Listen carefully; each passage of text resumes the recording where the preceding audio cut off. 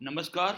मैं डॉक्टर मुकेश कुमार शर्मा, सह आचार्य प्राणी शास्त्र विभाग, सम्राट पृथ्वीराज चौहान गवर्नमेंट कॉलेज, अजमेर। पिछली क्लास में हमने ईडीएमडी के बारे में बात कर ली थी, लिम्ब गर्डल मस्कुलर डिस्ट्रॉफी के बारे में बात कर ली थी और फेसियो स्कैपुलो हिमरल मस्कुलर डिस्ट्रॉफी के बारे में बात की थी। आज मैं आपको आगे की जो डिजीज है उसके बारे में मैं बताता हूँ। तो सबसे पहले जस्ट ब्रीफ कर रहे हैं हम लोग कि फेस्कियो स्केपुलर मस्कुलर डिस्ट्रॉफी में क्या होता है। Basically it's autosomal dominant disease है। इसमें जो जीन डिफेक्ट होता है वो FRG1 पे होता है और क्रोमोसोम 4q35 इसमें डिफेक्ट होता है। और फीमेल में मेल की अपेक्षा ये जो डिजीज है ये ज़्यादा पाई जाती है। इसकी हम लोग यदि नेचुरल हिस्ट्री देखें so it's have slow progression, face, shoulder muscles, pelvic girdle, tibialis anterior, and इसमें गुड लाइफ एक्सपेक्टेंसी होती है। एंड मसल वीकनेस में यदि हम लोग देखें तो face, shoulder and upper arm की मसल्स इसमें वीक हो जाती है। देन नेक्स्ट डिजीज है distal muscular dystrophy. So this is a group of disorders characterized by onset in the hands or feet. Many types involve dysferlin, but it has been suggested that not all cases do. तो basically क्या है, इसमें क्या हो रहा है कि hands और फीट की जो मसल्स होती है उसमें डिस्ट्रॉफी हो जाती है और इसमें एक प्रोटीन होती है डिस्फर्लिन, वो इन्वॉल्व होती है। लेकिन सभी केसेस में वो इन्वॉल्व हो ऐसा ज़रूरी नहीं होता है। Dysferlin also known as dystrophy associated fer one like protein that in human is encoded by the DYSF gene.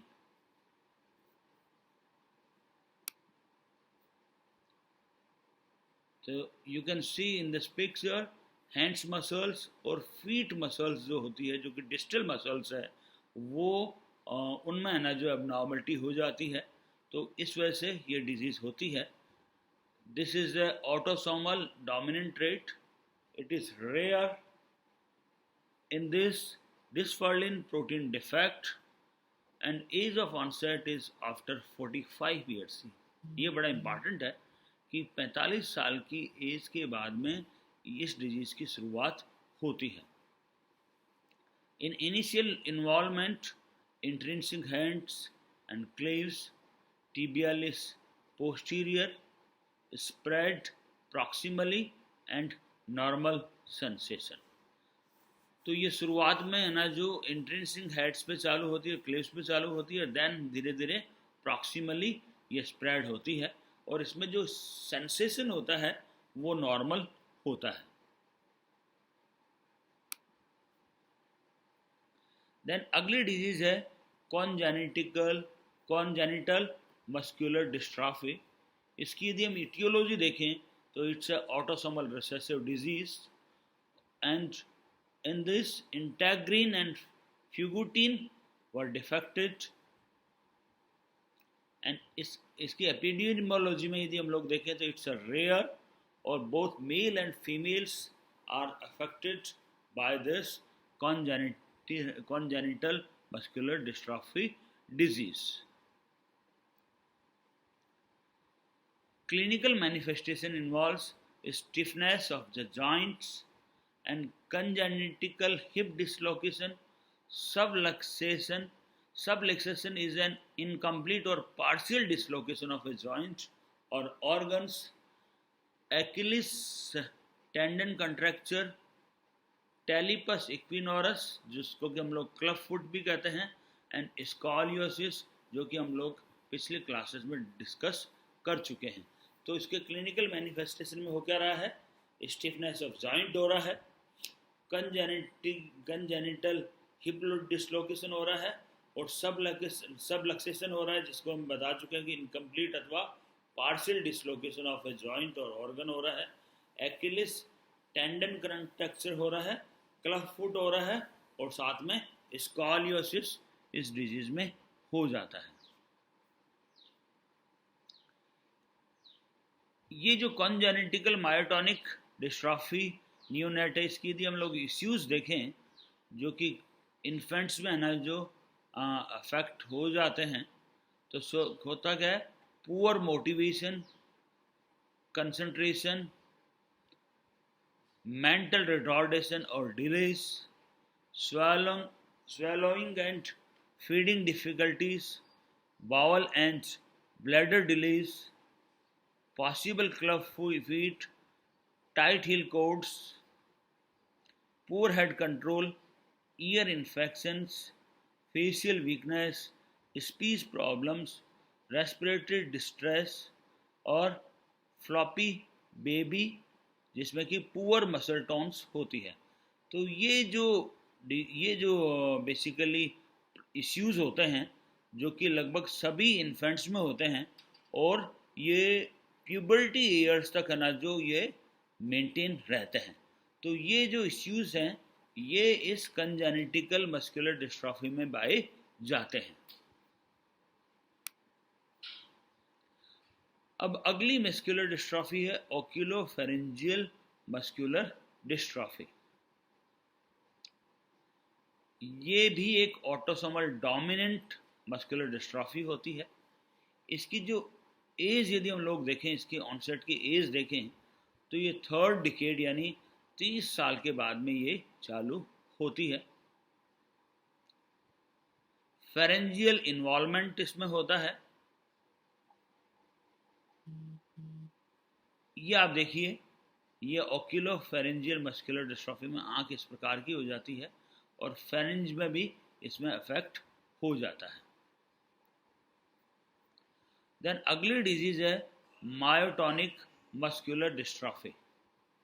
ये क्या है बेसिकली, ये it's a classical form of the disease that seen in adolescent और early adult life with variable presenting features. ये जो बीमारी है ये अर्ली एडल्ट लाइफ या अडोलसेंट में चालू होती है, जिसमें कि बहुत डिफरेंट प्रकार के फीचर्स होते हैं। इन फीचर्स में फर्स्ट होता है इसका muscular weakness, then myotonia, then cataract, then neonatal problems and और ज़्यादातर 18% केसेस में क्या होता है, ये डिजीज़ एसिम्टोमेटिक होती है। तो मस्कुलर वीकनेस के बारे में हम लोग बहुत ज़्यादा डिस्कस करने की आवश्यकता नहीं है। कैटरैक्ट भी हो जाता है जिसको मोतियाबिंद हम कहते हैं, और बहुत सारी नियोनेटल प्रॉब्लम्स इस बीमारी में हो जाती है। यदि आप इसकी पिक्चर देखिए आप, ये इस पेशेंट्स की है ना जो पिक्चर है जिसमें कि मायोटोनिक मस्कुलर डिस्ट्रॉफी हो रही है। इस बीमारी में होता क्या है बेसिकली, प्रोग्रेसिव मसल डिजेनरेशन इसमें होती है। और इसमें क्या हो रहा है, मायोटोनिया से मतलब क्या है कि इसमें जो भी अफेक्टेड जो व्यक्ति होता है वो अपनी मसल्स को रिलैक्स नहीं कर पाता, अपनी इच्छा से अपनी मसल्स को रिलैक्स नहीं कर पाता है, जिससे क्या होता है, ये इस व्यक्ति का जैसे मान लीजिए फॉर एग्जाम्पल हाथ टेढ़ा रहा तो उसको सीधा बहुत आसानी से वो नहीं कर पाता है। तो इस वजह से इस बीमारी को हम लोग कहते हैं मायोटोनिक मस्कुलर डिस्ट्रॉफी। ठीक है, और 18% जो पीपल्स होते हैं वो तो एसिम्टोमेटिक होते हैं, जैसे मैं आपको बता चुका हूँ। तो इस प्रकार से इस बीमारी में प्रोग्रेसिव मसल वीकनेस होती है, और जिससे क्या हो रहा है, श्रिंकेज हो रही है, और लास्ट में डीजनरेशन उन मसल्स में हो जाता है।